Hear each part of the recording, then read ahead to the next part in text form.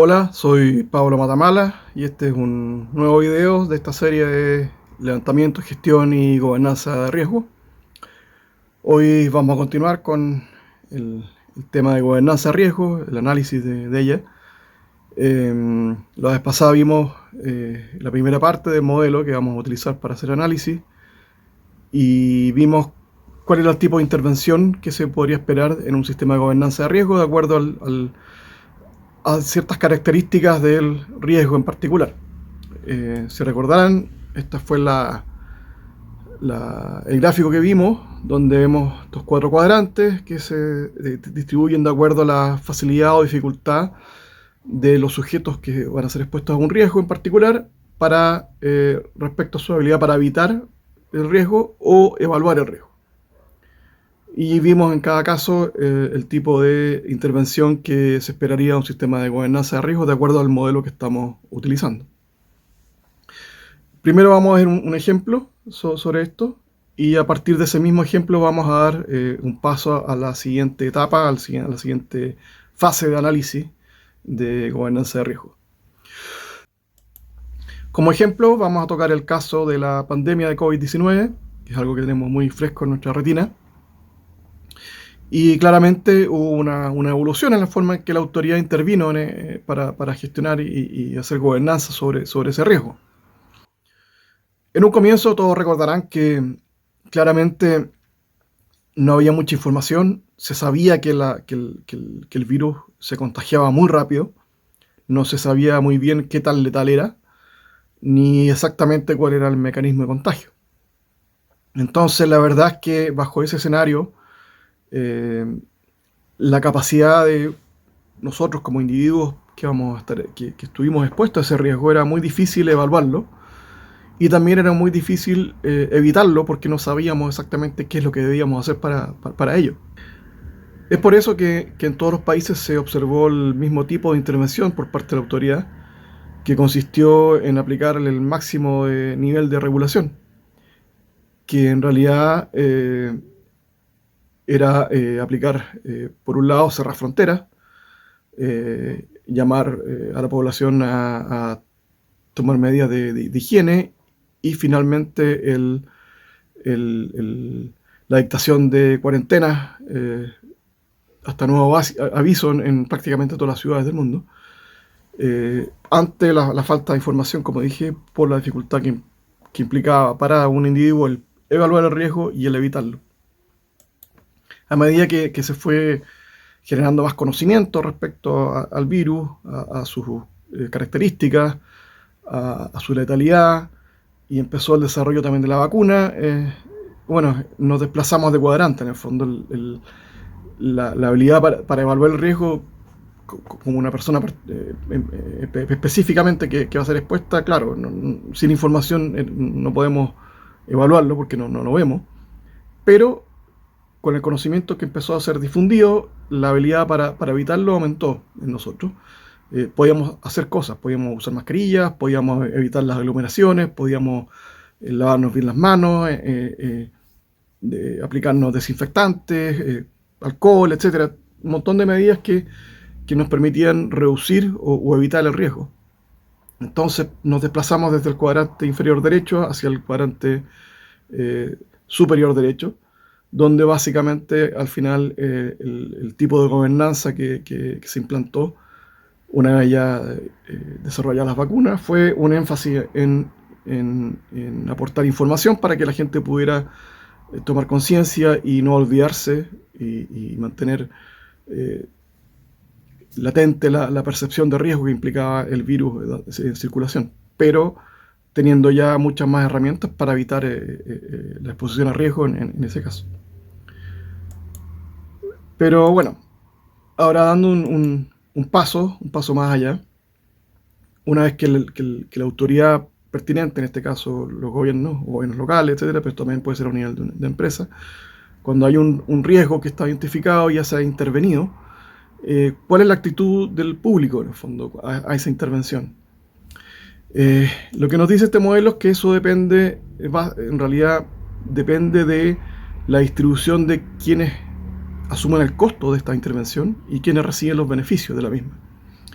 Y cuando me refiero a concentrados o difusos, como aparece en el gráfico, eh, se- tiene que ver con el hecho de si es posible o no segmentar a quienes son los que tienen que asumir esos costos, si puedo segmentar en grupos específicos y separarlos del resto, puedo identificarlos claramente, o si en realidad los costos son asumidos por una masa amplia de gente y yo no puedo distinguir ni segmentar grupos. Lo mismo con los beneficios, quienes reciben los beneficios de esta intervención.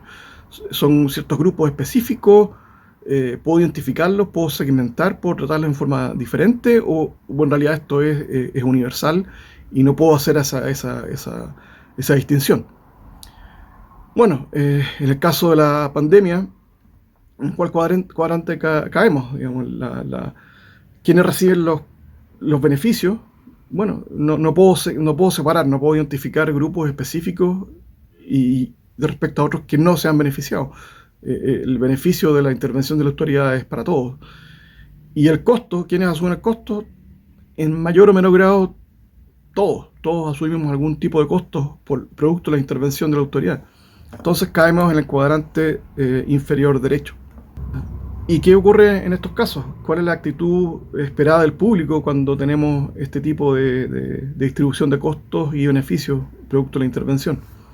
Bueno, lo que nos dice este modelo es que en estos casos, en particular, la tendencia es una preocupación general, pero a la vez a veces parece ser incoherente o bipolar. Hay un péndulo de un lado extremo a otro y eso lo podemos eh, recordar bastante bien respecto a la pandemia, ¿no es cierto?, con las medidas. Gente que estaba a favor de las vacunas, gente que estaba en contra, gente que no quería vacunarse, gente que lo evitaba, gente que corrió a vacunarse apenas aparecieron, las cuarentenas, gente que estaba de acuerdo, había que encerrarse, protegerse, gente que sentía que se estaban violando sus derechos, que no podía ser que los obligaran a encerrarse y se rebelaban contra eso. Y a veces la gente cambiaba de acuerdo a sus propias circunstancias o situación en particular. Si había un cambio en su situación, probablemente su opinión también podía ir cambiando. Y eso es lo que ocurre en este tipo de casos, cuando los costos de la intervención y los beneficios de la intervención son en ambos casos difusos, o sea, no es posible segmentar el público, ocurre esto. Hay tendencia general a una preocupación, pero los cambios de actitud son de un extremo a otro. En el fondo.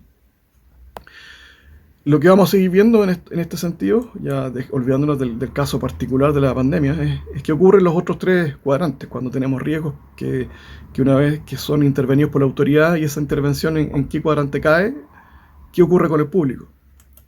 Bueno, esto es lo que ocurre.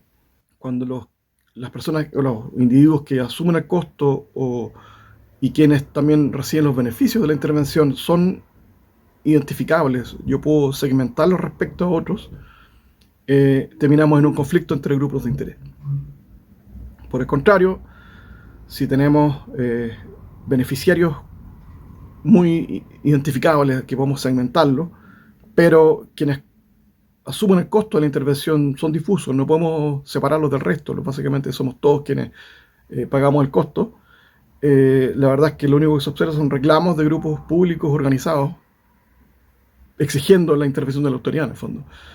Quienes luchan por ese beneficio se organizan porque son grupos que se pueden identificar, que están asociados, que tienen cierta coherencia y se organizan y generan reclamos hacia la autoridad para empujar esa intervención porque los costos los asumimos todo el resto, incluidos ellos también, pero no hay una oposición de público claro respecto a eso.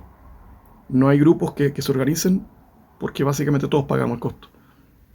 Por el contrario, si tenemos beneficiarios difusos y grupos muy específicos que asumen el costo de esa intervención, tenemos lo que en Inglaterra o en Estados Unidos llaman la actitud NIMBY, Not in my backyard, que es básicamente, y para ejemplificarlo bien, eh, voy, a, voy a dar un ejemplo que realmente voy a repetir después, digamos, pero la instalación de un vertedero, por ejemplo, de residuos.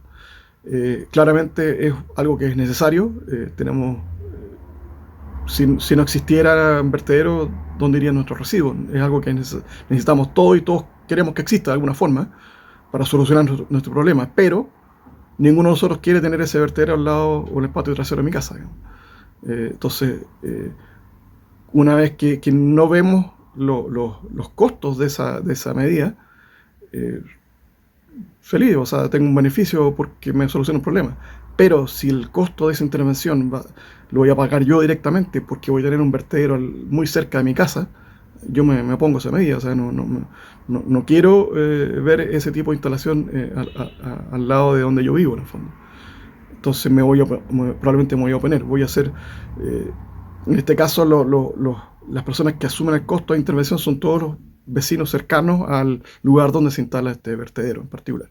Y eso ocurre mucho con bastante tipo de instalaciones y, y- y refleja bastante bien qué es lo que ocurre con el público frente a este tipo de medidas, en el fondo. Así que bueno, ese es como el segundo paso de lo que es el análisis de gobernanza de riesgo.